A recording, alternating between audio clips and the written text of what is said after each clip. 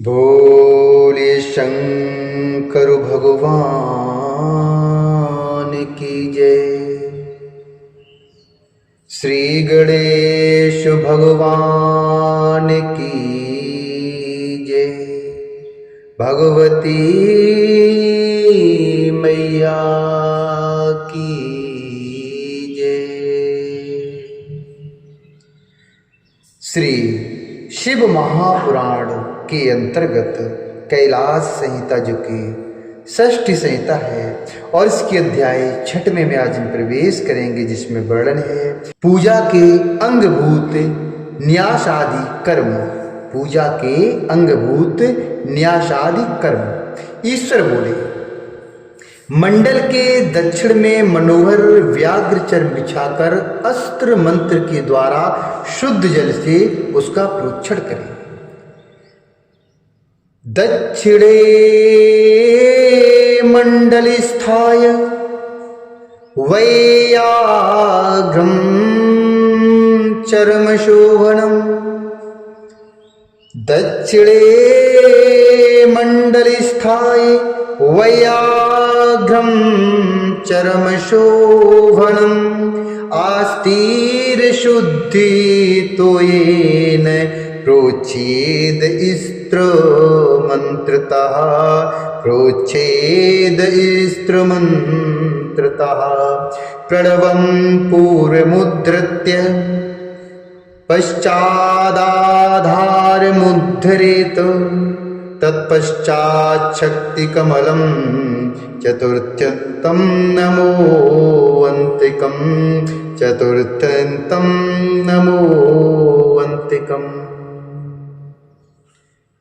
ईश्वर बोले, मंडल के दक्षिण में मनोहर व्याघ्र चर्म बिछाकर अस्त्र मंत्र के द्वारा शुद्ध जल से उसका प्रोक्षण करें। पहले प्रणव का उद्धार करके बाद में आधार का उद्धार करें।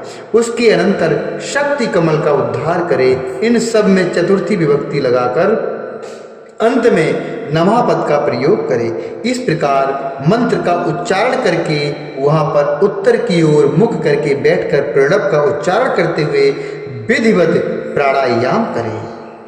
अग्निरिति भस्म इत्यादि मंत्र का उच्चारण करके मस्तक पर भस्म को लगाए। उसके बाद गुरु को नमस्कार कर मंडल की रचना करें। मंडल में त्रिकोण तथा वृत्त की रचना कर उसे चतुरस्त्र के द्वारा बाहर से आवेष्टित करें। फिर ओम मंत्र से उस पर आधार सहित शंख रखकर उसकी भी अर्चना करें। तदंतर प्रणव का उच्चारण कर शुद्ध तथा सुगंधित जल से शंख को पूर्ण करके प्रणव का उच्चारण कर गंध पुष्पाद से शंख का पूजन करके पुनः 7 बार प्रणव से अभिमंत्रित कर धेनु मुद्रा तथा शंख मुद्रा प्रदर्शित करे। पुनः अस्त्र मंत्र से अपना तथा गंध पुष्प आदि पूजा सामग्रियों का प्रोक्षण करे। इसके बाद 3 बार प्राणायाम करके ऋषि आदि का न्यास करे। इस सौर मंत्र के देवभाग ऋषि हैं, गायत्री छंद हैं और सूर्य रूप महेश्वर इसके देवता हैं। राम ह्रीं रूम ह्रैं ह्रौं ह्रः इत्यादि मंत्रों से न्यास करें। फिर अस्त्र मंत्र से आग्नेय कोण के कमल को प्रोक्षित करे। विद्वान पुरुष उस कमल पर पूर्वादि क्रम से प्रभुता, बिमला तथा शारा की आराधना कर उनका पूजन करे। इसके बाद कालाग्नि, रुद्र, आधार शक्ति, अनंत, पृथ्वी, मणिद्वीप, कल्प वृक्ष का उद्धान, मणिमय ग्रह एवं रक्तपीठ की पूजा कर उसके पाद स्थान में चारों ओर पूर्वादि क्रम से धर्म, ज्ञान, वैराग्य और ईश्वर का तथा आग्नेय आदि 4 कोणों में अधर्म आदि का पूजन करें। 4 कोणों में अधर्म आदि का पूजन करें। माया अर्थात बीज से नीचे के भाग का आच्छादन और विद्या बीज से ऊर्ध्व भाग का आच्छादन कर पूर्व दिशाओं में आदि क्रमशः सत्व, रज तथा तम का पूजन करे एवं मध्य में क्रमशः दीप्ता, सूक्ष्मा, जया, भद्रा, विभूति, बिमला, अमोघा और विद्युता की भी पूजा करे और विद्युता की भी पूजा करे। इसके बाद सर्वतोमुख, कंदनाल, सुशिर, कंटक, मूल पत्र, किंजल्क तथा आत्म प्रकाश का पूजन करे। फिर पंचग्रंथि, कर्ण का, कमल दल तथा केसरों का पूजन करे। तदंतर कमल के केसर पर ब्रह्मा, विष्णु, रुद्र, आत्मा, अंतरात्मा, ज्ञानात्मा तथा परमात्मा का पूजन करो।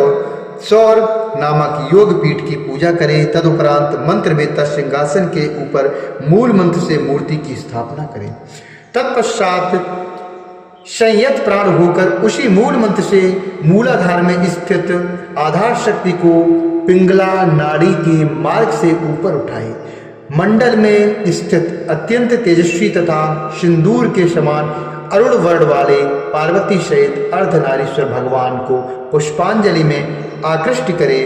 जिनके हाथों में रुद्राक्ष की माला, पास, खटवांग, कपाल, अंकुश, कमल, शंख और चक्र विराजमान हैं, जिनके 4 मुख और 12 नेत्र हैं, उन सौर रूप महादेव के हृदय कमल के मध्य में सर्वप्रथम प्रणव का उद्धार करके पुनः राम ह्रीम शह का उद्धार करे। तत्पश्चात प्रकाश शक्ति सहितम मार्तंड मावाह यामि नमः।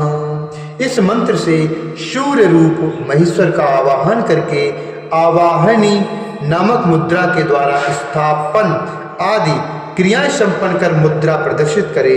राम ह्रीम रूम रैं रौं रह इन मंत्रों से अंग न्यास तथा करन्यास करे।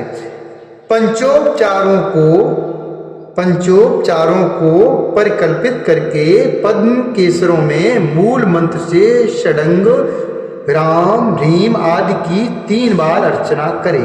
हे महेश्वरी, तदुपरांत विज्ञ, साधक, अग्नि, ईश्वर, राक्षस, वायु आदि 4 मूर्तियों का क्रमशः दूसरे आवरण में पूजन करें। हे पार्वती, पूरब से लेकर उत्तर दल के मूल भाग तक में आदित्य, भास्कर, भानु तथा रवि का एवं ईशान आदि 4 कोणों में अर्क, ब्रह्मा, रुद्र तथा विष्णु का इसी प्रकार तृतीय आवरण में पूजन करें।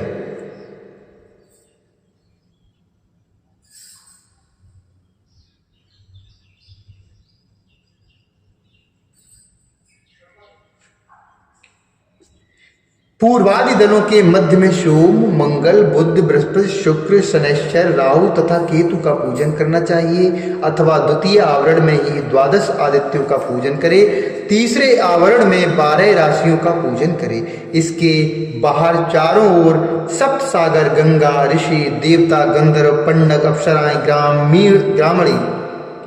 ग्रामणी, यक्ष, यातुधान, सप्त छंद रूप 7 घोड़े तथा बालखिल्यों का भी पूजन करें। इस प्रकार 3 आवरण वाले दिवाकर देव का पूजन कर समासहित चित्त होकर चौकोर मंडल का निर्माण करें। पुष्पाद से सुभाषित शुद्ध जल से परिपूर्ण ताम्र निर्मित प्रस्थ मात्र जल भरने के योग विस्तार वाला आधार सहित कलश स्थापित करके गंध पुष्पाद से ताम्र कलश का पूजन करके दोनों घुटनों के बल पृथ्वी पर बैठकर हाथ में अर्घ्य पात्र को लेकर उसे भौं पर्यंत ऊपर उठाए और तब सविता देवता के सर्व सिद्धिप्रद इस मंत्र का पाठ करे। हे महादेव, सर्वदा भोग तथा मोक्ष प्रदान करने वाले इस मंत्र को सुनो। सिंदूर की सी आभा वाले उत्तम मंडल से युक्त सिंदूर वर्णाय सुमंडलाय नमोऽस्तु वज्राभरणाय तुभ्यं पद्माभनेत्राय सपंकजाय ब्रह्मो इंद्र नारायण कारणाय सिंदूर की सी आभा वाले उत्तम मंडल से युक्त कमल के समान कांतिमय नेत्रों वाले कमल पुष्प से शोभित तथा ब्रह्मा, इंद्र और नारायण के उद्भव हेतु हीरक भूषित आपको नमस्कार है। हे भगवान, रोली सुवर्ण पुष्पमाला पुष्प तथा कुमकुम से युक्त स्वर्ण पात्र में स्थित यह जल सहित उत्तम अर्घ्य आपको अर्पित है, इसे ग्रहण कर आप प्रसन्न होइए।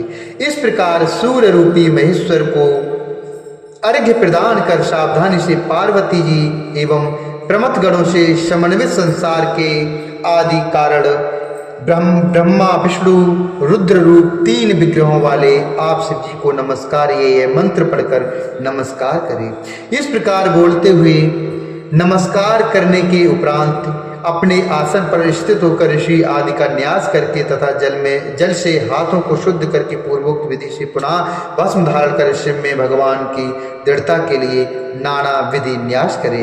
बुद्धिमान साधक को चाहिए कि पंचोपचार से गुरुदेव की पूजा कर श्री गुरवे नमः इस मंत्र का उच्चारण करे, उन्हें सिर से प्रणाम करें।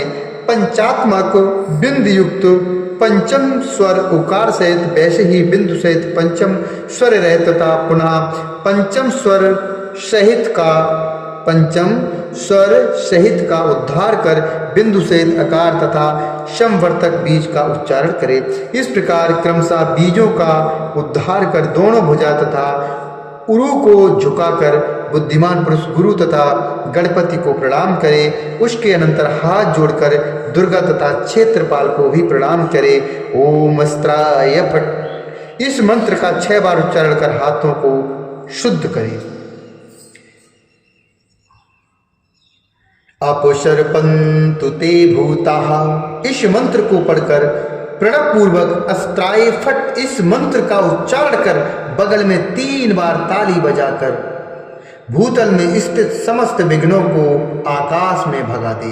इसके बाद विघ्नों को अंतरिक्ष में गया हुआ तथा वहां स्थित हुआ देखकर प्राणायाम करना चाहिए। फिर सोहम इस मंत्र का उच्चारण करते हुए हृदय में विराजमान जीव चैतन्य को सुषुम्ना नाड़ी द्वारा द्वादशांत पर्यंत विस्तार वाले सहस्त्र दल कमल में स्थित चैतन्यमय चंद्रमंडल में विराजमान चिद्रूप परमेश्वर के साथ योजित कर दे। वायु अग्नि तथा जल के बीज मंत्रों सहित 16, 64 एवं 32 प्राणायामों के द्वारा रेचक आदि के क्रम से शोषण दहा तथा प्लावन अपनी अपनी वेद शाखाओं में निर्दिष्ट मंत्रों से करे। तदंतर प्राणायाम करके मूलाधार में स्थित तथा ब्रह्मरंध्र की ओर उन्मुख कुंडलिनी को लाकर द्वादशांत में स्थित शस्त्रापद्म के मध्य में विद्यमान चैतन्यमय चंद्रमंडल से निकली हुई उत्कृष्ट अमृत धारा से आप लुप्त हुए पवित्र देह वाला साधक भली बात सोहम इस प्रकार की भावना करते हुए अपने आत्म तत्व को हृदय कमल में उद्बुद्ध करे। उसके अनंतर उस चैतन्यमय चंद्रमंडल से झरती हुई अमृत धारा से आप लुप्त आत्म तत्व को परमात्मा में आविष्ट कर एकाग्र चित्त से विधि पूर्वक प्राण प्रतिष्ठा करे। इस प्रकार योगी एकाग्र मन होकर मात्र का शक्ति का स्मरण करे और प्रणव से संपुटित मातृकाओं को बाहर तथा भीतर न्यस्त करे। तत्पश्चात प्राणवायु को रोककर बुद्धिमान पुरुष ध्यान आदि करे और चित्त में शंकर का स्मरण करते हुए मत्सरता का त्याग करके न्यास करे। हे देवी, प्रणव के ऋषि ब्रह्मा तथा गायत्री छंद कहा गया है। मैं परमात्मा सदाशिव उसका देवता हूँ। अकार उसका बीज कहा गया है, उकार शक्ति कहा गया है और मकार कीलक है तथा मोक्ष की कामना के लिए इसका विनियोग किया जाता है। हे देवेश, दोनों अंगूठों से लेकर दोनों हाथों के तल भाग को शुद्ध कर ओम का उच्चारण कर न्यास करे। दाहिने हाथ के अंगूठे से प्रारंभ कर बाएं हाथ की कनिष्ठिका अंगुली पर्यंत पूर्ववत क्रम से न्यास करे। अकार, उकार और बिंदु सहित मकार, इनके अंत में नमः लगाकर हृदयादि का स्पर्श कर न्यास करे। सर्वप्रथम अकार का उद्धार कर चतुर्थी एक वचनांत ब्रह्मात्म शब्द के अंत में नमः लगाकर ब्रह्मात्मने नमः इस प्रकार कह करके हृदय का स्पर्श करे। उकार पूर्वक विष्णु शब्द का सिराहा प्रदेश में न्यास करे। मकार पूर्वक रुद्र शब्द का शिखा में न्यास करे। हे देव देवेशी, इस प्रकार कहकर मंत्रों को जानने वाला मुनि सावधानी से कवच, नेत्र तथा मस्तक का भी न्यास करे। इसी प्रकार अंग, वक्त्र तथा कला भेद से पंच ब्रह्म को सिर, मुख, हृदय, गुह्य तथा चरणों में भी न्यस्त करना चाहिए। ईशान की 5 कलाओं का क्रमशः इन्हीं 5 स्थानों में क्रम से न्यास करे। पुनः पूर्वादि क्रम से स्थित शिव के चारों मुखों में तत्पुरुष की 4 कलाओं का भी पूर्वादि दिशाओं में न्यास करे। इसी प्रकार अघोर की 8 कलाओं को भी हृदय, कंठ, दोनों कंधों, नाभि, कुच्छ, पृष्ठ तथा बच्छा स्थल पर न्यस्त करे। उसके अनंतर वामदेव की 13 कलाओं का भी पायु,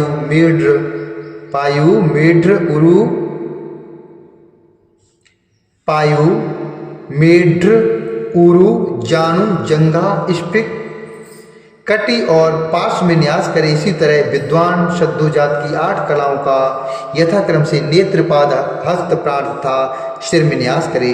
इस तरह ईशान की 5, तत्पुरुष की 4, अघोर की 8, इस तरह ईशान की 5, तत्पुरुष की 4, अघोर की 8, वामदेव की 13 और शब्दोजात की 8 अर्थात 38 कलाओं का न्यास करके प्रणववेत्ता बुद्धिमान पुरुष को चाहिए कि वह प्रणव विन्यास आरंभ करे। हे परमात्म विबोधिनी, दोनों बाहुओं की हुनी, मणिबंध, पार्श्व, उदर, जंगा, दोनों पाद और पीठ में प्रणव न्यास करके न्यास जाता हंस न्यास करें। इत्थं प्रणव विन्यासम कृत्वा न्यास विचक्षणः हंस न्यासम प्रकुर्वीत परमात्म विबोधिनी।